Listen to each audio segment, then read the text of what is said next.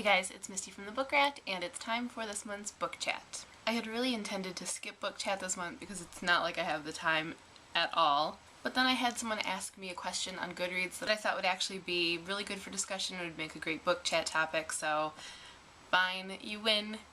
Here is a book chat. Basically, the question was about world building and what makes for a strong story, especially when it comes to sci-fi and fantasy and those type of genres where world building is key, but just in general, what makes for solid world building and whether it's the world or the characters that draw you more into a story. I don't know about you, but for me, I think of the two as extensions of each other. Characters should reflect the world that they come from. That's going to be what has formed them. And I think that a world should also be a reflection of the characters because they have literally built it. I think the two have to go hand in hand. But when it comes to a book and what's going to draw me in more, I'm going to say categorically, it's the characters. Now, on Goodreads, when I was asked this question, I did say, nothing will get me more excited and make me talk more about a book than excellent world building, which is true. It's really memorable and it transports you, so it's obviously going to really have an effect on you as a reader when the world building is just on point.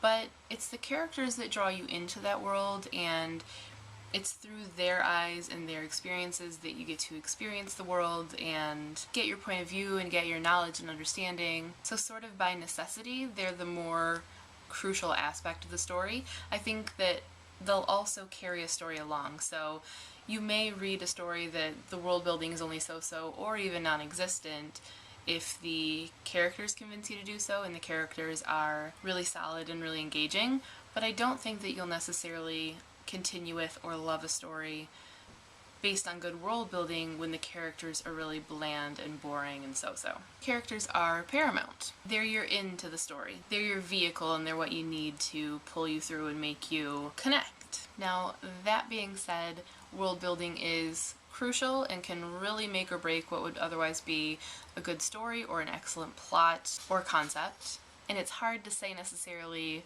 what makes for good world building. It's one of those you know it when you see it type of things. I think there are some keys that are true across the board. Good world building, really memorable world building, has to have rules. It has to have logic and physics. It has to make sense in the context of our own worlds. If you don't have some sort of rules that the world is following or some sort of cultures and religions and histories to root the story in, if anything can happen and things change too frequently and there's not some logic put on the story and the way that it has developed, it doesn't seem real and it can often seem lazy. And a lot of times things like that, it's so subtle that you might not notice that that's what you love or hate about it, but it is. You might just think, well, that kind of came out of left field and it'll bother you, but you're not really realizing why it came out of left field or why it's bothering you so much. The fact that it doesn't follow any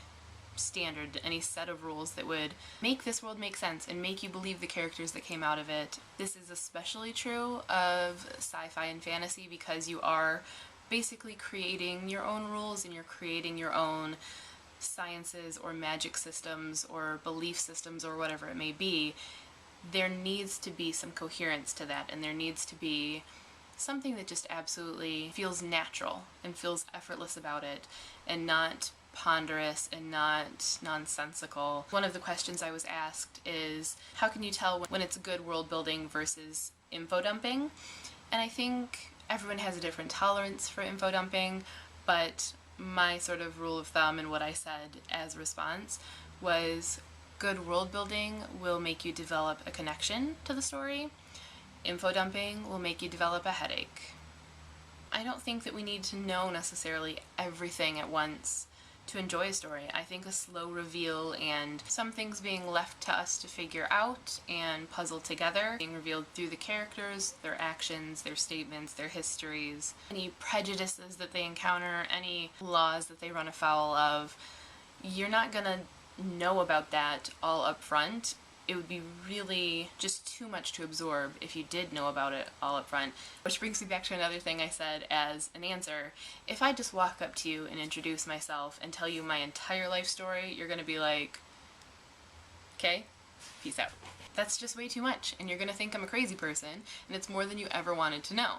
But if we know each other over a period of years and you find out those exact same things, you're not going to think I'm crazy. It's going to be like you've gotten to know me, and there's going to be significance and importance, and it's going to feel like a connection. That is the difference. That is what info dumping means. It's way too much at one time. It's not necessary, and it's a sort of amateurish attempt to say this is the world and thrust it in your face and this is what it is and you need to know it all right now, because I don't trust my skills as a writer to make you go with the story unless you know everything right now. If you've read a book, you'd know that's not enjoyable. Revealing the right thing at the right time does wonders for world building.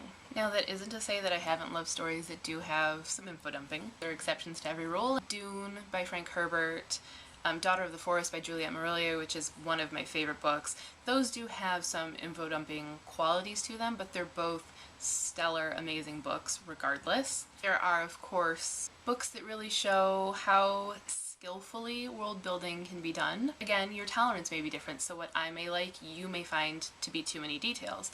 And what you find to be just perfect and spot on, I may find to be too many details. So this is different for everyone, but some of the ones that really stand out to me as examples of really solid, stellar world building from the ground up are Vessel by Sarah Beth Durst. It's hard to believe sometimes that this isn't just a retelling of some cultural myth of some sort, because it feels so very complete, and as unique and different as it is, it feels like something that we would have been hearing about and that would have been passed down in oral history for generations. It has that wholeness and that realness to it. It's rooted in humanity. It's rooted in how a culture would develop and how each different aspect within this culture would revolve around different elements like religion, like their beliefs, like their nomadic lifestyle, the foods they eat, the way they dress. Everything is kind of taken into account, but never in a way that's just thrust in your face. It all works for the story. It's all meant to flesh out the world and flesh out these characters, and you see how these characters came about as products of their culture without ever feeling like there was a misstep and it was just unbelievable, which is really good for a fantastic story that has elements like flying serpents made of glass or howling wolves in the sand. And it's a really good example of how characters and their culture and their world should interact and be dependent on each other. Seraphina by Rachel Hartman is another one that really roots the story in something that feels very authentic and feels like it could be part of our history somewhere back there, but with these totally new elements that make sense for the world, for the characters, and the way things have developed. There's sciences and music and cultural biases, and it's got all of those layers that you would expect of a straightforward, historical retelling or something that had a lot of really in-depth, real-world research in it.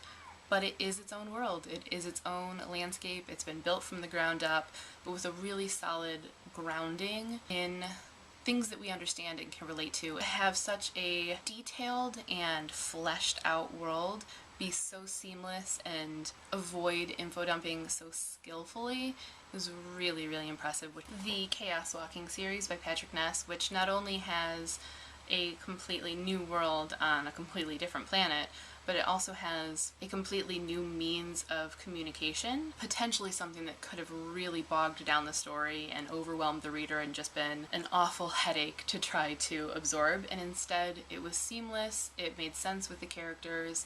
Todd, the main character, is an interesting, believable member of the community that he's grown up in, but also relatable from our own perspective. It makes it a really interesting story and really gives you insight into this world. Over the course of the series, and I say this without having read the third book because I can't face it, you get to explore more of the world, and it sort of becomes dual world building because you have the original world building of the first book, which is all that Todd has ever known, and then you have the wider world that allows him to begin realizing that things are not always what they seem, which is really interesting and really compelling, and it all works seamlessly. The Daughter of Smoke and Bone series by Laini Taylor. This is a great example of how excellent world building can be built on top of our own. It starts off in modern day Prague and really builds up that vision for the reader so that you can really see Prague and understand Karou and her place in the world. And then you sort of get glimpses into this other world that's sort of going on side by side with our world, and slowly you transition over into a completely alien world that is not ours, but it's still understandable and relatable to ours. It's filled with creatures that we can't really fathom, but we understand the ways that they function, and we understand their culture and their history and their prejudices. Seeing how those two work together, with the first half of the book being almost completely in our world and the second half of the book being almost completely in their world, and how they overlap, and how well Laini Taylor is able to make you forget about Prague when you're in Loramendi, and forget about Loramendi when you're in Prague, and just be so immersed in the story, is a hallmark of excellent world building. Of course, there are many, many, many more. Those are just some of the ones that I go to as great world building discussions. When I have more time, maybe I'll make a video response to this, discussing more of my favorite world building books. For now, I think those are prime examples of what makes stellar world building for me, and which showcase how a character and their world should interact and reflect each other. So that's sort of my take on world building and characters, and what it is that makes for a winning story that you want to reread and talk about and push on all of the people that you know. I'm definitely curious to hear what you think makes for great world building, and whether you prefer stories that are more world driven or character driven. And of course, I'd love to hear what some of your favorite either world building stories are or character driven stories are. That's all for this book chat. If you have ideas for future book chats, definitely let me know in the comments. And if you do your own book chat, link it up as a video response or at the linky on thebookrat.com, which can be found below, as well as links to all of the books. Thanks for watching, and as always, happy reading!